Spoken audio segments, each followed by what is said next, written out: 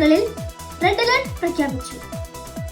ചെന്നൈ, ചെങ്കൽപ്പേട്ട്, തിരുവല്ലൂർ, കാഞ്ചീപുരം എന്നീ ജില്ലകളിലെ സ്കൂളുകൾക്ക് 2 ദിവസത്തേക്ക് കളക്ടർ അവധി പ്രഖ്യാപിച്ചു.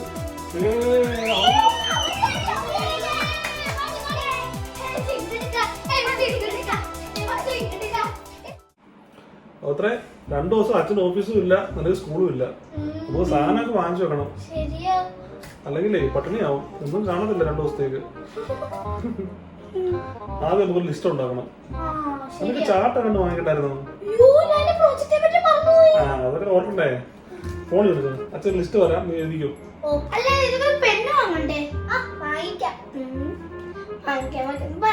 ഓ അച്ഛൻ പറയാം, നീ ലിസ്റ്റ് എഴുതിക്കോ. ആദ്യം അരി വാങ്ങിക്കണം. ഓക്കെ, എഴുതാമോ?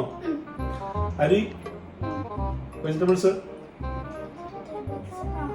ഫ്രൂട്ട്സ്,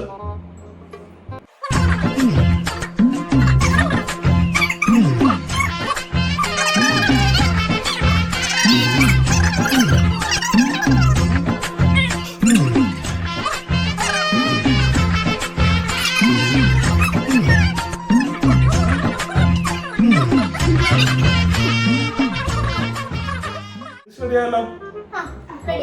നമുക്കത് കേജിലോട്ട് പോവാം. ഓക്കെ, റെഡി ആയിട്ടോ?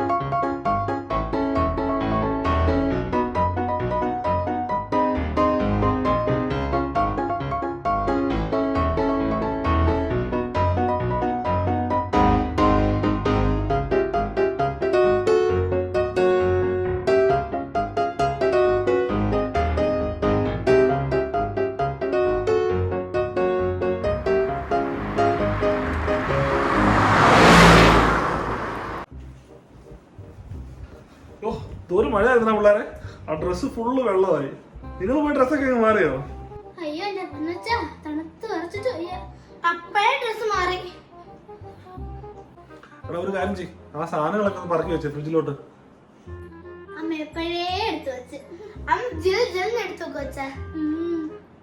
ആ അത് വിട്, അതങ്ങ് വിട്, അമ്മയുടെ കാര്യങ്ങൾ വിട്. അങ്ങോട്ടോക്ക്.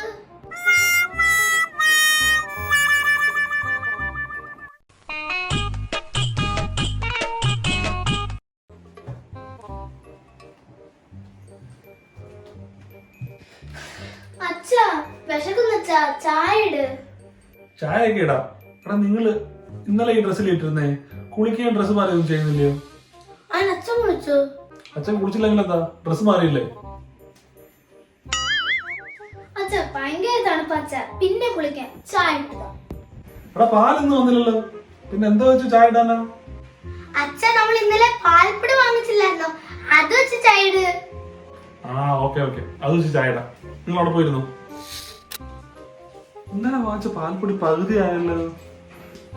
പവിത്രേ, നിങ്ങൾ ഈ പാൽപ്പൊടി ഇട്ട് വെച്ചപ്പോഴേ തട്ടിയിട്ടായിരുന്നു തറല്ലാം കാണാം. വല്ലു, നീ കാണാൻ കട്ട് തന്നായിരുന്നു ഇതിനകത്തുനിന്ന്. ഞാൻ ബൂസ്റ്റ് ഹോർലിക്സ് മാത്രമേ കഴിക്കത്തുള്ളൂ. എനിക്ക് ഈ പാൽപ്പൊടി അറിയത്ത് പോലും ഇല്ല. ശരി, ഇന്നലെ നിങ്ങളുടെ അമ്മ ചായ ഇട്ടായിരിക്കും. ഏതാണ്ട് സൗണ്ട് കേൾക്കുന്നല്ലോ പവിത്രേ. എന്തോ ചവയ്ക്കുന്ന സൗണ്ടാ. അടുക്കളയിലാണെന്ന് തോന്നുന്നു. വാ നോക്കാം. ആ പോയി നോക്കാം. അടുക്കളയിൽ നാലടാ സൗണ്ട്. കറുമുറാന്ന് നോക്കാൻ തോന്നുന്നു.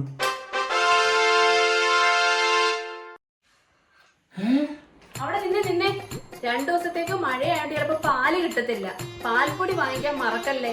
എനിക്ക് ചായ കുടിച്ചില്ലെങ്കിൽ ഭയങ്കര തലവേദനയാണ്. അതുകൊണ്ട് എന്തോ കിട്ടിയില്ലേലും പാൽപ്പൊടി മറക്കരുത്. ചുമ്മാതല്ല പാൽപ്പൊടി തീർന്നേ, കള്ളം കപ്പലിൽ തന്നെ.